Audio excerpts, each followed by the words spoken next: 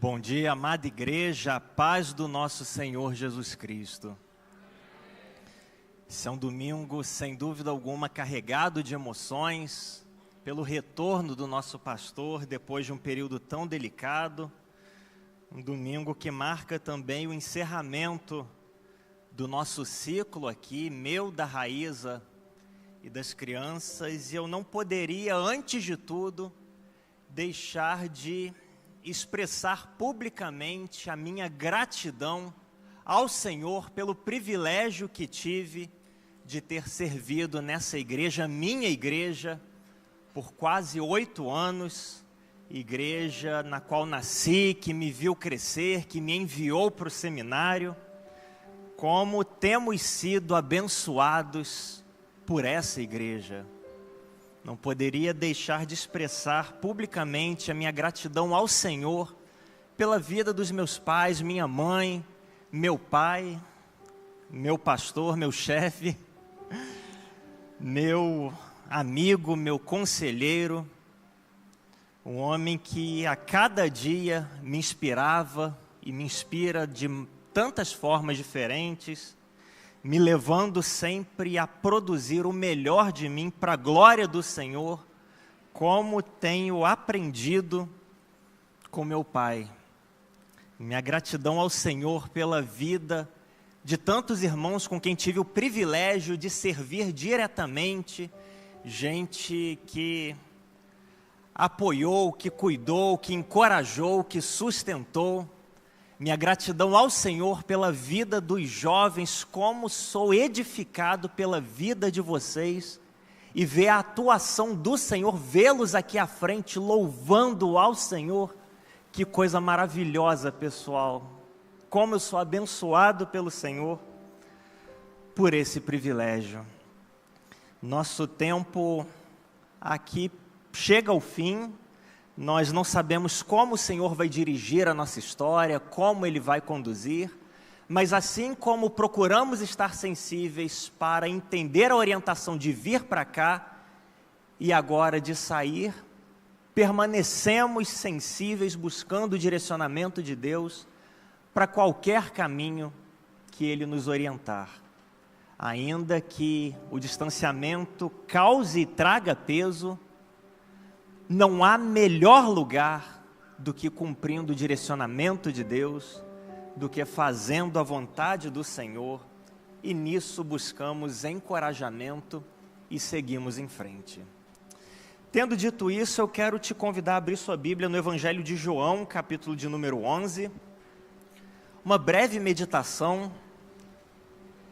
Evangelho de João, capítulo 11, teremos ainda a celebração da ceia do Senhor. Nós vamos ler dos versículos 1 a 6. João 11, de 1 a 6. Eu gostaria de meditar brevemente com você a respeito do seguinte tema: quando Deus fica em silêncio. Quando Deus fica em silêncio, o texto diz: certo homem chamado Lázaro estava doente. Ele era de Betânia, povoado de Maria e de sua irmã Marta.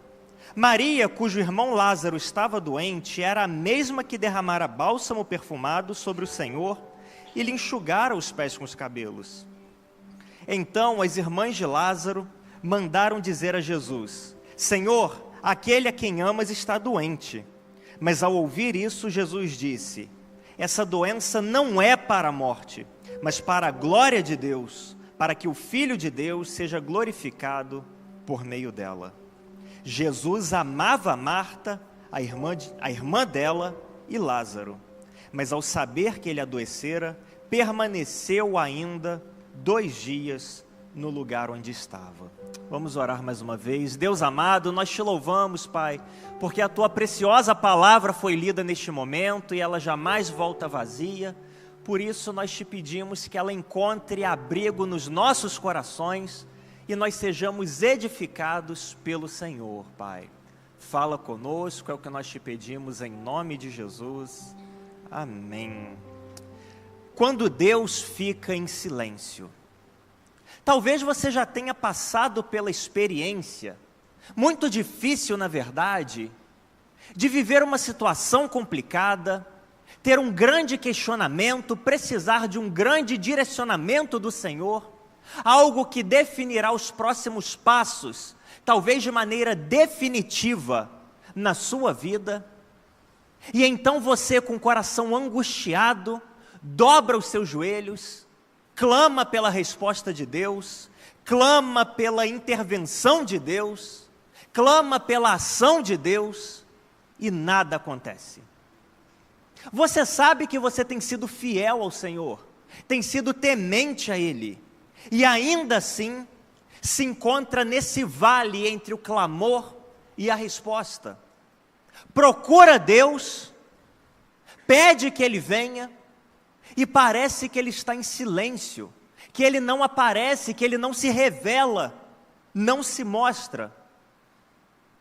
Para o coração humano, passar por essa experiência é algo absolutamente frustrante, porque nós confundimos silêncio do Senhor com ausência do Senhor. E então, nos momentos talvez em que mais precisamos da ação e da presença clara e nítida de Deus nas nossas vidas, não encontrá-lo, não senti-lo, não percebê-lo por perto, é algo que gera, que tem o potencial de nos colocar em crise. Quantos de nós talvez já não tenhamos clamado por cura, pela salvação de alguém, por direção, pela resolução de alguma questão difícil, e tudo o que recebemos como resposta foi um silêncio de Deus, um vazio. E a pergunta inevitável que surge é: como lidar com esse silêncio de Deus, tão pesado, tão marcante, que às vezes acontece nos momentos em que mais precisaríamos da atuação dEle, da presença e da intervenção dEle.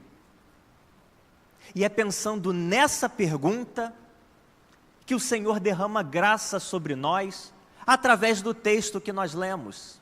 Evangelho de João, capítulo 11, que narra uma das histórias, dos episódios mais conhecidos da vida de Jesus. Gostaria de destacar com você nessa manhã, querido irmão, querida irmã, apenas uma verdade com relação a esse texto.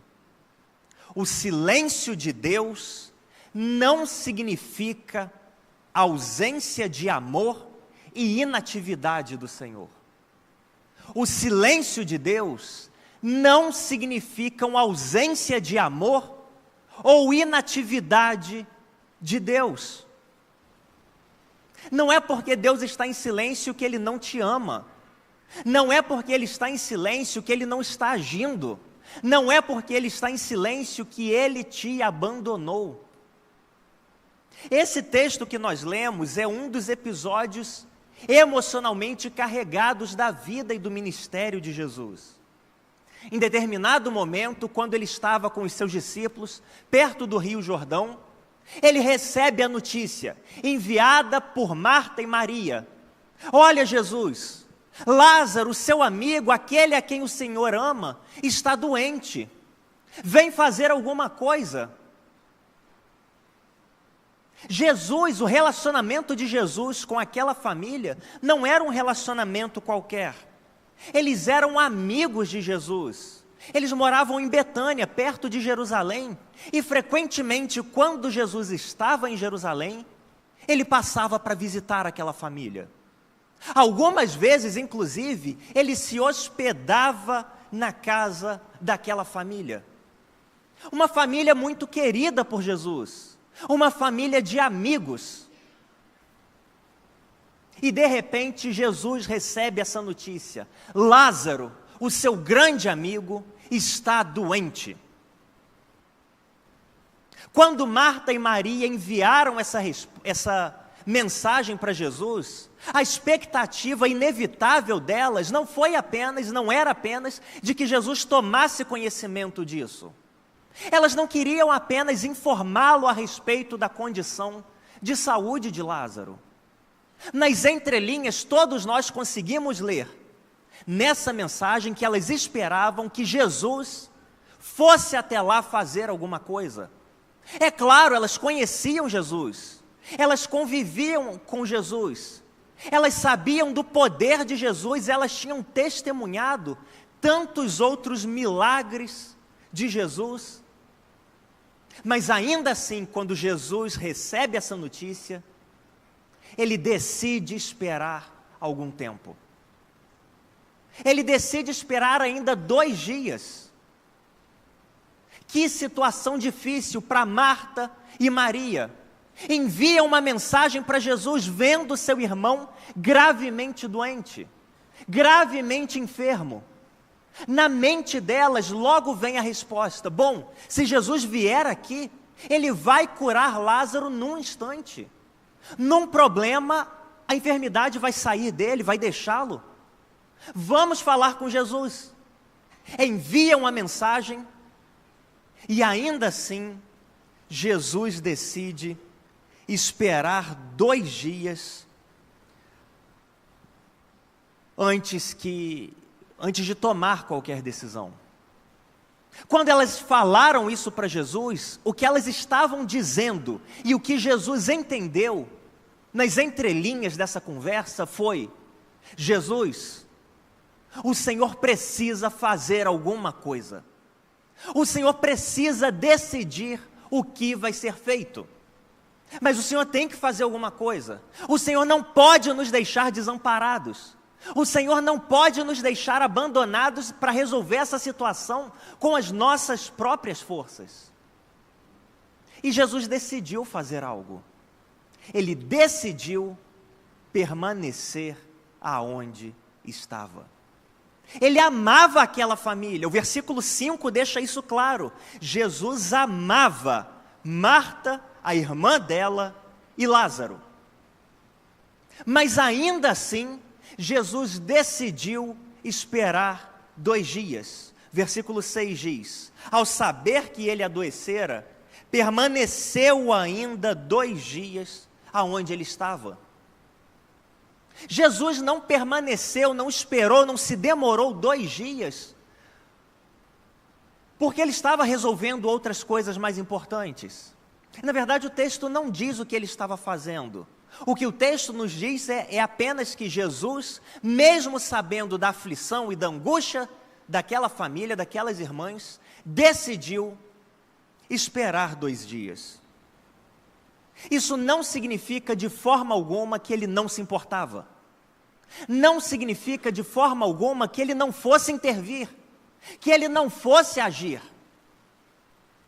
Mas isso ensinava para Marta e Maria que a ação deles, a ação dele mesmo, era na hora dele e não na hora delas. O fato de Jesus ter esperado ensinava para Marta e Maria que não sair correndo para resolver os problemas delas na hora que elas precisavam, não significava que ele não fosse entrar com providência, não significava que ele não fosse agir, não significava que ele não se sentisse tocado por aquilo. Ele amava aquela família e na hora certa, ele agiria naquela família, como o restante do capítulo nos mostra. E como isso é relevante para nós hoje em dia, queridos irmãos, quando talvez alguns de nós estejam vivendo exatamente aquilo que Marta e Maria viviam. Talvez você esteja orando com fé, talvez você tenha pedido com lágrimas, tenha acreditado que por ter dobrado os seus joelhos e orado, imediatamente o Senhor desceria dos céus e resolveria o seu problema. E isso não aconteceu. Você esperava que ele fosse chegar com a cura, com direcionamento, com a porta de emprego ainda essa semana, e você clamou e nada aconteceu. Você sabe que Deus pode, você sabe e crê que Ele te ama, e ainda assim, no seu momento de necessidade, parece que Ele está esperando 2 dias. Isso pode causar uma enorme confusão na nossa mente. Alguns podem pensar: se Deus me amasse, Ele teria me respondido. Se Ele se importasse comigo, isso não teria acontecido. Por que Ele faz e opera milagres na vida de tantas pessoas, responde tantas orações, mas a minha situação parece que não muda? Eu que tenho servido ao Senhor há tantos anos, por que é que eu fico sem resposta? E é nesse momento, através desse texto, que o Senhor nos lembra, que o Senhor te lembra. O silêncio dele não significa que Ele não te ama. O silêncio dele não significa que Ele não está agindo. Ele ama você. Ele está em constante atuação na sua vida. Quer você veja, quer você não veja, isso não muda o fato. Ele ama e Ele age na nossa vida. A nossa dificuldade é que nós vivemos num tempo em que as respostas são imediatas. Você manda uma mensagem de WhatsApp, se você não recebe resposta, ali na hora você já pensa que foi ignorado. Você faz uma compra na internet e você fica torcendo para a compra chegar no dia seguinte. E quando aparece a mensagem, saiu para entrega, aí a expectativa vai lá em cima. Delivery On está aí para provar isso. A gente vive num tempo em que pediu, perguntou, a resposta precisa vir imediata. E nós acabamos tratando Deus da mesma maneira. Oramos: Deus, eu já te apresentei, eu preciso da minha resposta, já está demorando. Mas é por meio desse texto, queridos irmãos e irmãs, que o Senhor vem nos lembrar. Ainda que Ele esteja em silêncio, isso não significa que Ele não te ama. Nunca duvide disso. Nos dias mais sombrios de Marta e Maria, quando Lázaro tinha morrido, o Senhor continuava amando aquela família. O silêncio de Deus não significava de forma alguma que Ele não estivesse agindo. Talvez você não esteja vendo o Senhor agir na sua vida nesse momento, na sua família, no seu trabalho, naquela área da sua vida que só você sabe. Talvez você ainda não esteja vendo o Senhor agir. Mas no tempo certo, no tempo dele, que é perfeito, é absolutamente perfeito, você vai ver a resposta de Deus. Você vai ver a boa mão do Senhor se apresentando e se manifestando na sua vida. É exatamente isso que o texto nos mostra. Ainda que tenha parecido tarde demais, quando Lázaro já estava morto há 4 dias, apareceu o Senhor de maneira gloriosa e poderosa e fez aquilo que somente Ele pode fazer. Nunca se esqueça de que o silêncio de Deus não significa ausência de amor ou inatividade do Senhor. Ele sempre cuida dos que são seus, ainda que nós não vejamos. Que o Senhor nos abençoe nessa palavra compartilhada e nos ajude a guardar sempre nos nossos corações. Nós vamos passar agora a celebração da ceia.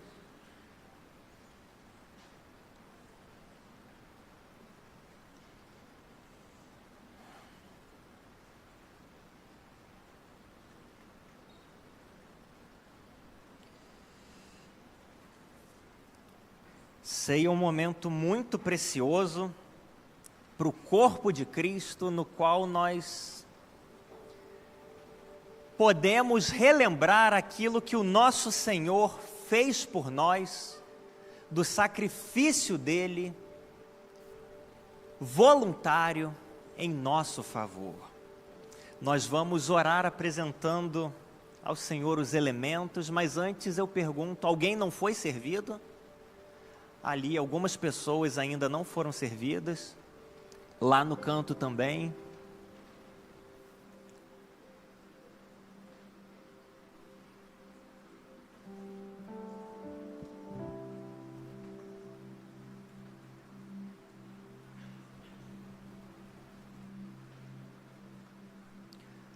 A ceia é um momento reservado a todos aqueles salvos por Cristo, batizados, membros em comunhão com a sua igreja.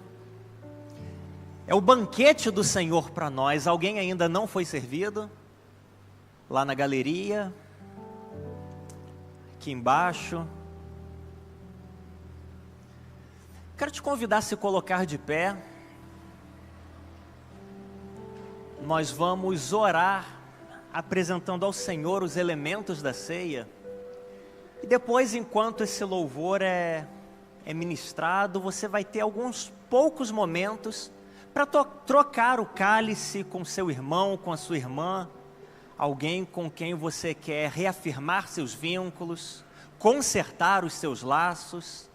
É isso que o sangue de Cristo nos permite realizar. Nós vamos orar então.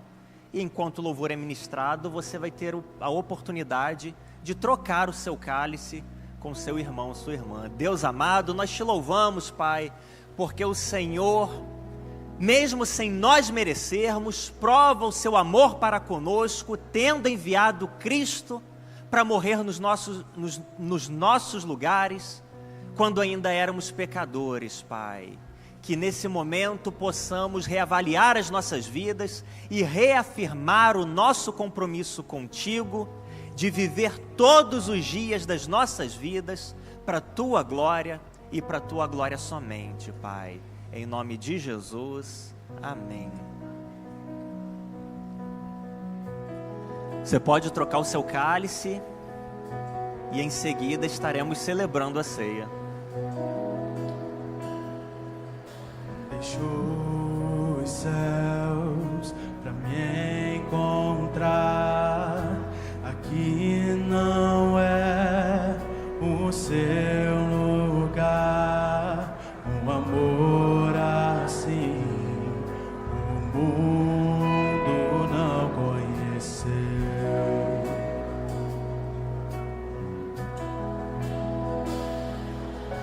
Naquela cruz seu perdão me alcançou. Um amor assim o mundo não conheceu.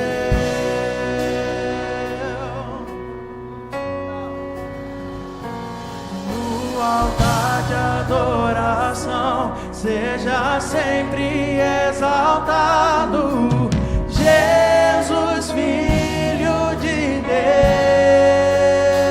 Deus, deixou a sua glória, morreu em meu lugar.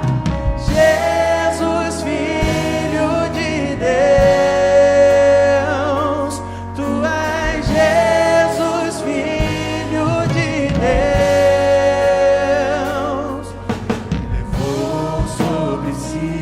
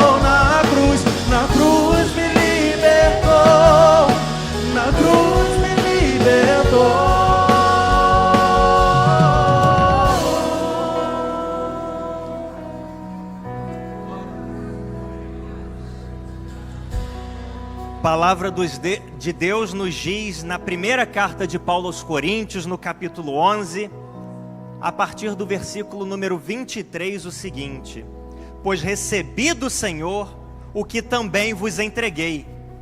O Senhor Jesus, na noite em que foi traído, tomou o pão e, depois de ter dado graças, o partiu e disse: isto é o meu corpo que é dado por vós. Fazei isto em memória de mim. E do mesmo modo, depois de comer, tomou o cálice, dizendo: este cálice é a nova aliança no meu sangue. Fazei isto todas as vezes que o beberdes, em memória de mim. Porque todas as vezes que comerdes deste pão e beberdes do cálice, proclamais a morte do Senhor, até que Ele venha. É isso que nós celebramos neste momento. A morte, a ressurreição do nosso Salvador e a promessa de que Ele virá nos buscar. Nós não estamos em casa, este não é o nosso lar, mas muito em breve o nosso Senhor virá, nos tomará e com Ele para sempre viveremos. E tendo isso em mente, comamos e bebamos todos nós.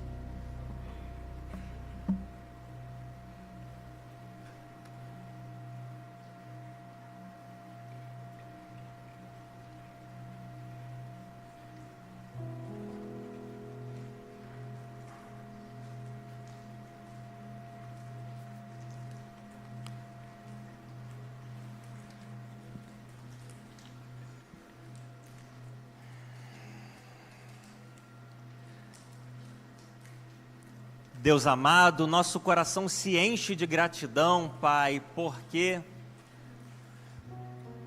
nós sabemos e nós somos relembrados do Teu amor que nunca falha, que nunca fraqueja, que não se esquece de nós, porque nós fomos alcançados pela Tua misericórdia, Pai, e mesmo sendo pecadores, inimigos do Senhor, o Senhor nos reconciliou consigo mesmo, Pai. Quando estávamos mortos nos nossos delitos e pecados, Cristo veio a esse mundo derramar o seu sangue precioso para que nós pudéssemos ter vida e vida plena na Tua presença, Pai. Nós Te louvamos porque pelo Teu sangue fomos feitos um só corpo de Cristo, uma só igreja cujo cabeça é Cristo, e proclamamos isso a plenos pulmões: o Senhor é o nosso Deus, Pai. Não nos permita jamais esquecer disso, mas pelo contrário, grava cada vez mais fundo no nosso coração e na nossa mente a certeza de que vivemos para o Senhor e de que um dia estaremos contigo eternamente nos céus, Pai. Muito obrigado, é o que nós dizemos em nome de Jesus. Amém e amém. Você pode se assentar e eu passo a palavra ao nosso pastor.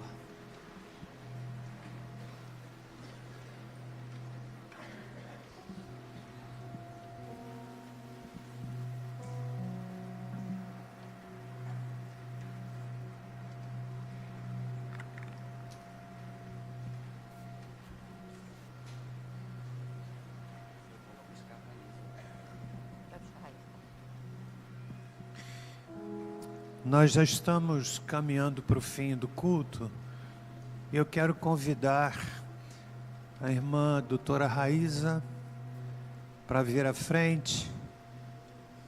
Tomás, Emília, Clarice, Olívia, pastor Reuel. Para aqueles que estão nos visitando hoje e talvez não saibam o sentido desse momento, convém rapidamente que nós expliquemos. Pastor Reuel, ele fez concurso para capelão da aeronáutica, foi abençoado tendo passado em primeiro lugar, fez todo o processo de ingresso. E nessa semana ele viaja para Minas Gerais, onde passará 3 a 4 meses em adaptação. Raíza retornará para Petrolina, onde a família dela reside.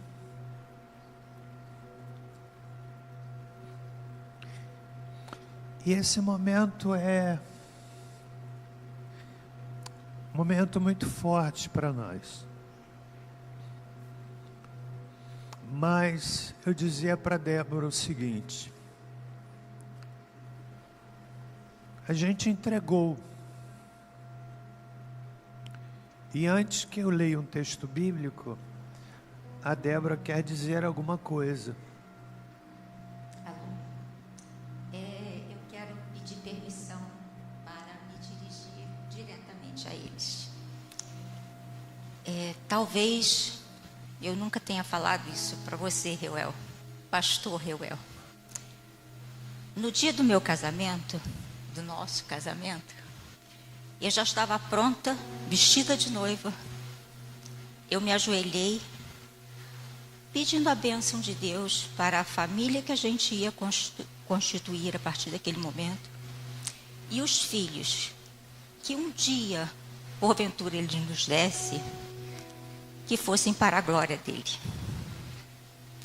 Eu aprendi há muitos anos atrás, ainda solteira, com seu avô, que herança é uma coisa que a gente não luta, não faz esforço nenhum para ganhar. A herança a gente recebe de alguém. E normalmente, essa herança a gente procura aumentar, multiplicar, fazer produzir, né? E a lição continuou. Os filhos são herança do Senhor. Então você e Sara são presentes de Deus. São heranças do Senhor. E desde aquele momento, eu sabia que você não era meu. Você foi criado. Tentamos fazer o nosso melhor para desenvolver essa pedra preciosa que Deus nos deu. Deus deu a você o privilégio de poder estudar em Jerusalém, estudar na Escócia, estudou na Alemanha, e voltou para cá para fazer um estágio rigoroso com ele. Mas você não é nosso. Você sempre será do Senhor. Nós estamos tentando fazer o máximo. Fizemos, tentando, o que podíamos para equipá-lo. E eu ouso dizer, grosseiramente, te comparar com Moisés, que você foi preparado nos melhores lugares. Como Moisés foi preparado no palácio, e Deus falou, agora vem, você tem serviço. Você passou por inúmeros lugares que Deus foi te forjando e agora está te chamando. Desde que eu soube que estava grávida de um menino, eu orei pela minha nora, que veio sob medida, do jeitinho que precisava para ser ajudadora, para ser amiga. Raíza não é nora, Raíza é filha. Ela entrou de mansinho na vida da gente. Hoje ela pode andar de salto alto do coração, que ela tem em todo lugar. é que te deu essa base para você poder desenvolver esse ministério maravilhoso que você desenvolveu. Você está indo com a bênção de Deus, com a bênção dos seus pais, e você vai falar, eu creio nisso, para pessoas que nunca entrariam numa igreja. Eles não vão ler a Bíblia. Com certeza muitos não leem a Bíblia. Mas eles vão ler a sua vida. Eles vão ler a vida da Raíza. Eles vão ler a vida dos filhos. E isso é uma alegria, é um privilégio que a gente tem. A nossa oração, a minha e de Celso, sempre foi que Deus levasse você e Sara para mais alto, mais longe, mais distante do que Ele nos permitiu chegar. E Ele está fazendo isso. A minha oração é que vocês continuem exalando o bom cheiro de Cristo por onde passarem. Vocês estão deixando marcas aqui que vocês nem imaginam. Vou sentir muita falta dessa moça. Muita. A Raíza sempre foi muito amiga. E era um dos itens meus, das minhas listas, né, com Deus. Eu queria que a minha nora fosse minha amiga. E ela é. Ela é amiga, ela é confidente, ela é parceira, ela é alicerce para você. E vocês nos presentearam com 4 lindas pérolas. Que eu sei que Deus tem muita coisa para vocês. Hoje, nós colhemos bênção, eu colho bênção, da fidelidade dos meus pais. Eu quero que vocês colham bênção da nossa fidelidade. E que Deus abençoe ricamente vocês. Que Deus dê asas. E você sempre, sempre, por onde passar, continue sendo assim, simples, humilde, de uma sabedoria que você só fala, você ouve. Lá no finalzinho você faz o seu fechamento. Que Deus continue te dando graça para ser bênção aonde colocar a planta dos seus pés. Deus abençoe.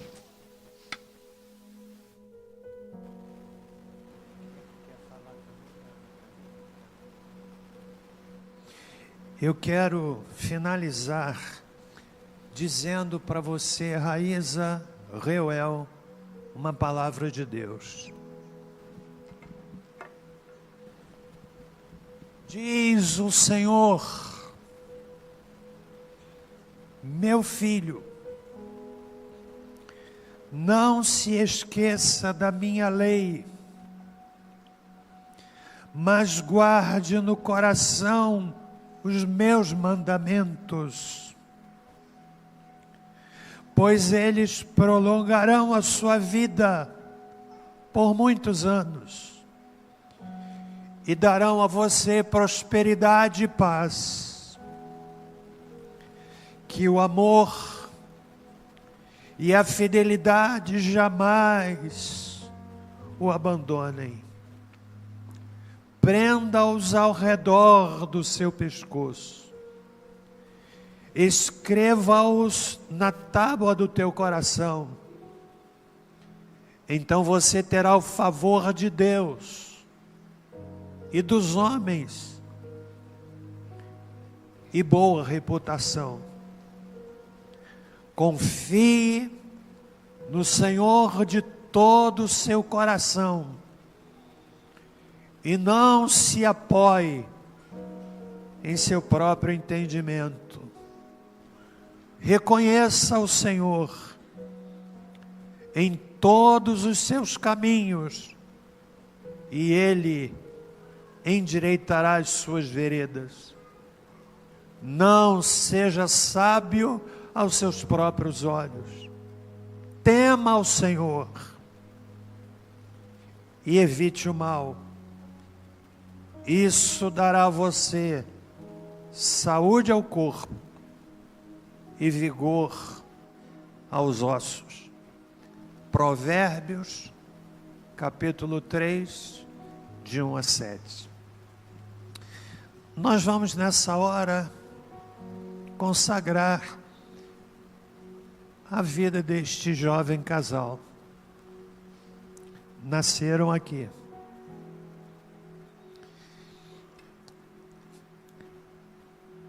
É fácil, muitas vezes, até clichê, os pais elogiarem os filhos. Mas eu quero dizer publicamente que eu aprendo com a humildade de Reuel. Ele fala o grego, domina o hebraico, fala o inglês, cita menos o grego do que eu. Que humildade, que piedade, a maneira como o casal tem criado seus filhos. Nós amamos vocês. A gente se emociona, mas não é tristeza não, viu?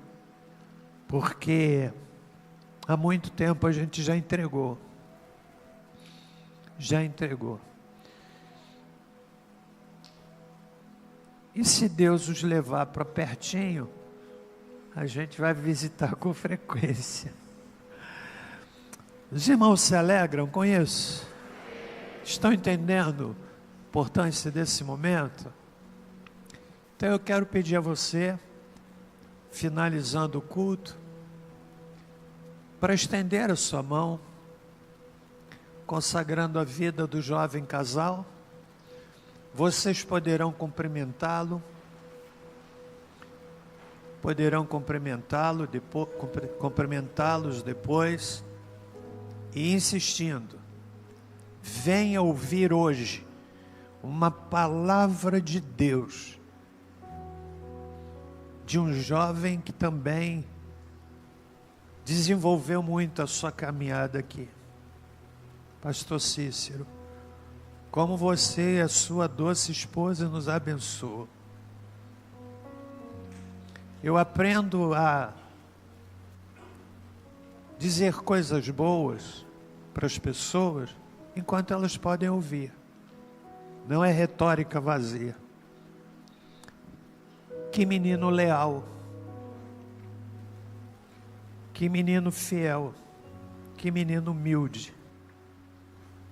Uma ocasião, eu precisei chamar o pastor Cícero para dar uma orientação mais enfática sobre a visão celular. Lembra? Ele chorou. E eu sei que aquilo foi um divisor na vida dele. Você me inspira. Aos jovens que foram conduzidos pelo pastor Reuel, agora você vai se definir se você está aqui por amor a Cristo ou se você está aqui como um transeunte. Quero mesmo desafiar que a juventude avance muito mais, porque as sementes foram deixadas no coração de vocês.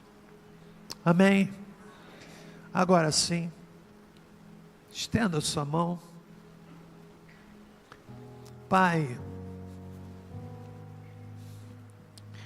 esse é um momento